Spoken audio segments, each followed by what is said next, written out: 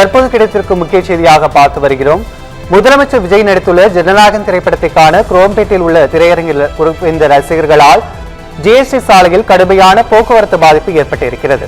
இது குறித்த கூடுதல் விவரங்களை வழங்குவதற்காக எமது செய்தியாளர் சக்திவேல் இணைப்பில் இணைகிறார்.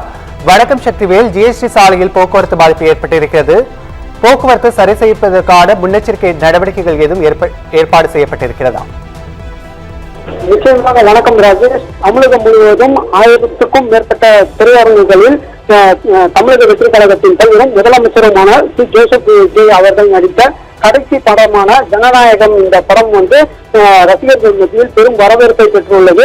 அனைத்து திரையரங்குகளின் வளாகத்திலும் கோலாகலமாக கொண்டாடப்பட்டு வருகிறது. திருவிழாவை போல் மேலத்தாளங்கள் முடங்க பட்டாசுகள் வெடித்து ஆங்காங்கே விஜய் அவர்களின் முதலமைச்சர் விஜய் அவர்களின் வேடம் அணிந்து ரசிகர்கள் வருகை தந்து இந்த திரைப்படத்தை காண வந்துள்ளனர். குறிப்பாக அதன் ஒரு பகுதியாக குரோம்பேட்டை ஜிஎஸ்டி சாலையில் ரசிகர்கள் வரவேற்பு அதிகமாக காணப்பட்டதன் காரணமாக திரையரங்குகளின் வளாகத்திலேயே இருசக்கர வாகனங்கள் மற்றும் அதிகப்படியான வாகனங்கள் நிறுத்தப்பட்டதால் போக்குவரத்து நெரிசலானது ஏற்பட்டுள்ளது.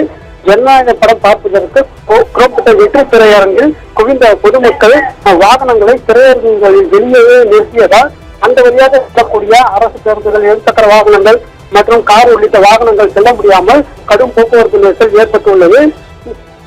குறிப்பாக குரோம்பேட்டையில் இருந்து தாம்பரம் நோக்கி செல்லக்கூடிய வாகனங்களும் சரி, அங்கிருந்து வரக்கூடிய அதாவது தாம்பரத்திலிருந்து அதாவது குரோம்பேட்டையிலிருந்து பல்லாவரம் மற்றும் இடங்களுக்கு செல்லக்கூடிய ஜிஎஸ்டி சாலையில் இந்த போக்குவரத்து நெரிசலை நம்மால் பார்க்க முடிகிறது. ராஜேஷ், கூடுதல் விவரங்களை வழங்கியமைக்கு நன்றி சக்திவேல்.